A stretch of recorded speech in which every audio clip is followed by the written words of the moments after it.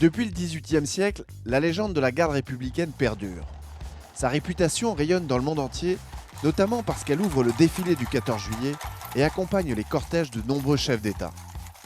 Outre les escortes d'honneur et les missions de sécurité auprès des palais nationaux, le régiment monté de la garde républicaine assure nombre de missions de sécurité publique générale.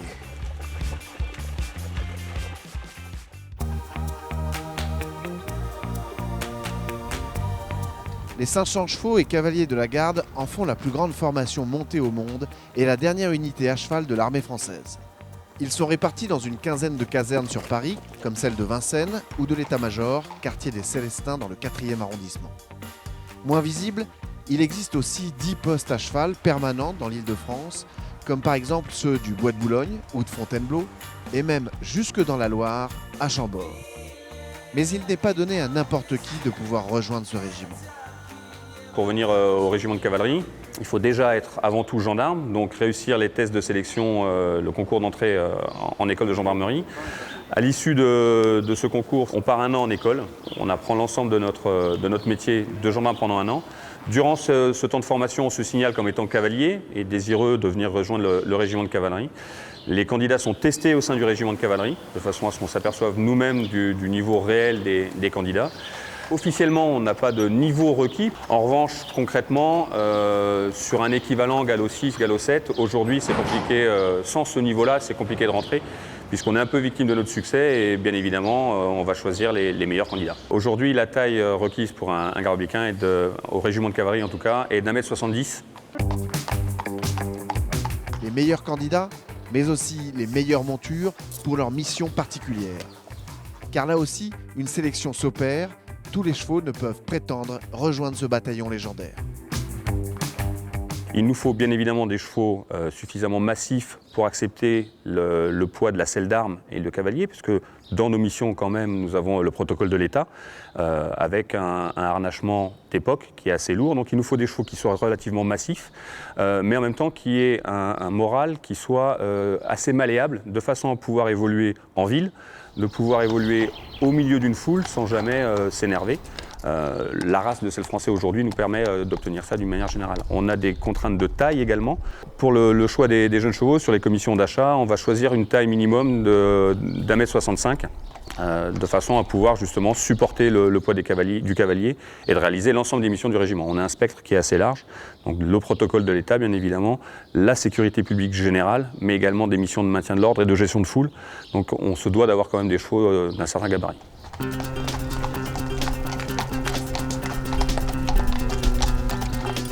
Il est donc fréquent de croiser les chevaux de la garde dans les 846 hectares du Bois de Boulogne, où ils assurent donc la tranquillité des riverains. Notre but ici, c'est surtout de veiller, on va dire, au bon équilibre entre effectivement le secteur de prostitution qui existe et également tous les promeneurs. Donc c'est on va dire, un équilibre pour que chacun puisse s'y promener et faire ce qu'il a à faire dans le Bois de Boulogne.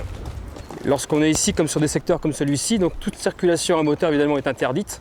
Donc à partir de là, si on voit des cyclomoteurs, on va évidemment faire cesser l'infraction, les verbaliser pour que les promeneurs puissent ici, on va dire, venir paisiblement dans la forêt, trouver un petit peu l'oxygène et le poumon que Paris peut avoir. Le contact du public est très agréable et c'est vrai que la grande différence qu'il y a par rapport à nos camarades qui sont dans des voitures de gendarmerie, c'est que les gens viennent nous voir de manière agréable, naturelle, parlent avec nous, échangent, communiquent. Donc pour nous, à partir de là, c'est vraiment toujours agréable et on ne souffre pas de la lassitude par rapport à ça, en aucune façon. C'est génial, c'est tout à fait génial, c'est super sympa. Oui. Mais vous remarquerez, je ne les touche pas. Un métier, mais aussi un plaisir, c'est ce qui caractérise le quotidien de ce régiment, composé de 12% de femmes. C'était le parfait moyen pour allier et ma passion du métier de gendarme et ma passion du cheval. On découvre tellement de choses, les services sont tellement variés qu'il n'y a pas d'habitude réelle. C'est juste un métier formidable. Et la cerise sur le gâteau, c'est la récompense du 14 juillet. Le 14 juillet, c'est l'événement de l'année pour nous. C'est quelque chose de tellement grisant.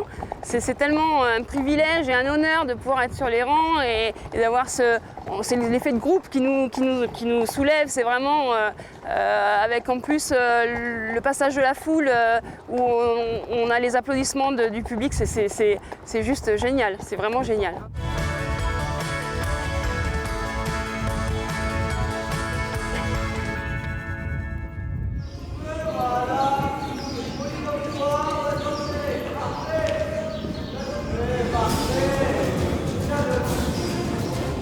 La foule, qu'elle soit admirative, simplement curieuse, voire hostile, les chevaux doivent l'appréhender. Et pour cela, ce sont de nombreuses heures d'entraînement sur des obstacles étonnants qui permettent de préparer aussi des chevaux de 6 ans à tous les scénarios.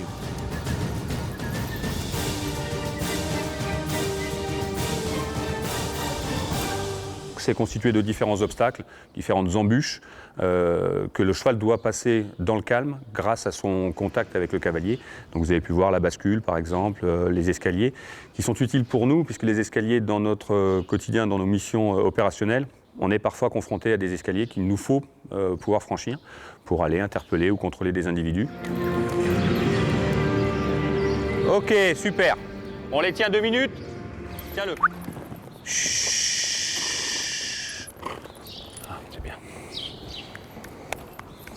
Allez, relève. Tu reviens une fois dans le calme et tu vas demander.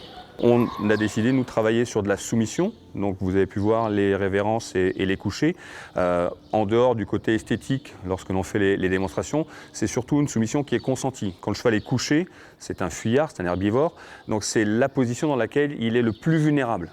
Et parce que le cavalier lui demande, il accepte de se mettre dans cette vulnérabilité. Et donc, c'est vraiment le paroxysme de cette relation.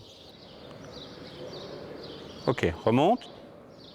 L'idée de la soumission, l'intérêt de la soumission, c'est justement d'amener le cheval à vraiment rester en confiance avec son cavalier, ce qui fait que lorsqu'il refuse un obstacle, on va remettre ces codes de soumission en place de façon à signifier au cheval, voilà, on revient dans quelque chose de connu, on revient sur cette confiance. Tu acceptes de te coucher, je mets les mêmes codes en place, là on ne va pas se coucher, mais je te demande de franchir cet obstacle. Eh bien, c'est super pour lui ça. Donc vous avez vu qu'il y avait des obstacles naturels que l'on a créés, qui se veulent un petit peu naturels, mais également de la gestion de foule, ça fait également partie de nos missions au niveau du régiment de cavalerie. Donc ce sont des personnes qu'il nous faut refouler, alors dans le calme dans un premier temps, avec les différents bonds que les cavaliers ont fait, mais on doit être également en mesure d'interpeller des individus si jamais on voit une bagarre, par exemple, comme on l'a simulé aujourd'hui. Super ça, c'est bien. Allez, c'est parti. Et on pousse l'exercice à son extrême en franchissant des obstacles enflammés, chose que le cheval ne franchirait pas naturellement. Donc là, c'est encore une fois un relationnel entre le cheval et le cavalier, le dressage et les phases de soumission que vous avez pu voir, qui nous permettent de réagir avec notre cheval. On a des chevaux qui craignent le feu, bien évidemment, mais dès lors que le cavalier leur donne l'ordre de franchir, ils franchissent sans aucun problème. Ok, c'est bon ça.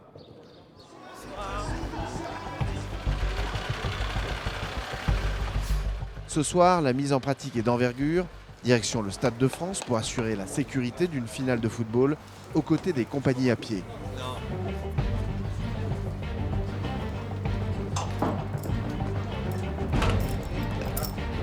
Les 18 cavaliers et leur staff, arrivés en camion des casernes Célestin et Vincennes, se préparent à quelques heures de l'arrivée des 80 000 supporters.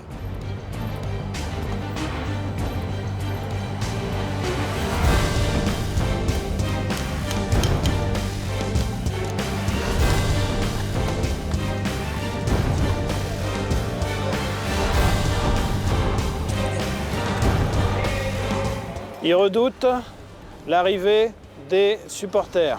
Il y a pour l'instant 70 bus de sûrs. Et vous devez patrouiller plutôt là et jusqu'au souterrain. Parce que les Lyonnais sont ici, dans ces tribunes-là, et les Parisiens dans les tribunes du haut. Voilà. Et rendez-vous début du match, vous venez là. L'intérêt de notre présence sur les stades, c'est que notre position un peu en hauteur fait que nous, on peut voir mieux ce qui se passe et on est plus vu aussi par les supporters, donc on a une action beaucoup plus efficace.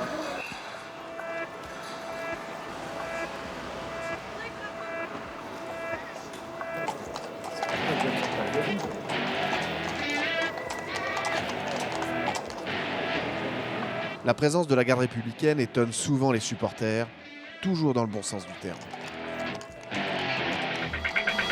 C'est plus plaisant et plus rassurant, je dirais, plutôt que de les voir armés, genouillères, matraques aux côtés, c'est sûr.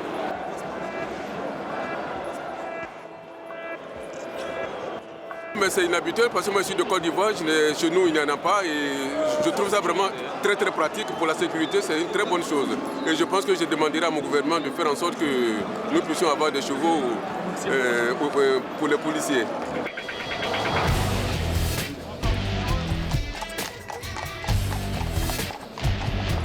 Charlie Papa de Victor 2, comment reçu parler? Alors là, on vient de nous annoncer une arrivée de supporters lyonnais et du coup, on nous a demandé de les escorter pour éviter les heurts entre les Lyonnais et les supporters lyonnais et les supporters du PSG. Moi, j'aurais une compagnie de CRS de l'autre côté, mais si on pouvait simplement serrer le plus à droite possible, ça m'arrangerait. Comme vous voyez derrière, il y a énormément de supporters qui sont amassés. Il est difficile pour les CRS de passer au travers. La présence du cheval permet aux gens de nous voir arriver. La petite crainte du cheval les incite aussi à ouvrir la foule et donc le passage est beaucoup plus facile et simplifié par notre présence. On a déjà travaillé ensemble sur une opération comme ça. Ils ont fendu la foule et ça fonctionne très bien.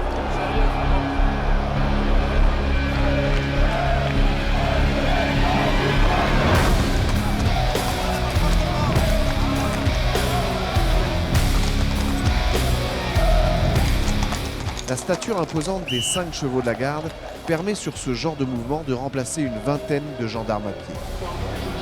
Ils sont super impressionnants quand même, les chevaux sont grands. Ça rassure, ça rassure. Ouais, voilà, puis on les voit de loin. Si jamais on nous arrive un truc, on lève le bras et ils nous verront, quoi.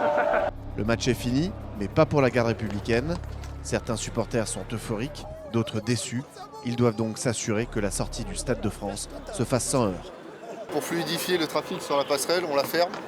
Et dès qu'une bonne partie des gens seront partis, on rouvrira la passerelle pour pouvoir laisser partir à nouveau le flux de personnes. Allez, demi-tour! Les chevaux de la garde républicaine ne sont donc pas là juste pour le folklore. Ils sont un vrai lien avec la population. Ils donnent davantage de crédit à la fonction de la garde républicaine avec une nouvelle approche du maintien de l'ordre. Ils permettent de réelles économies de coûts sur les opérations de sécurité publique et affirment chaque jour le retour du cheval en ville.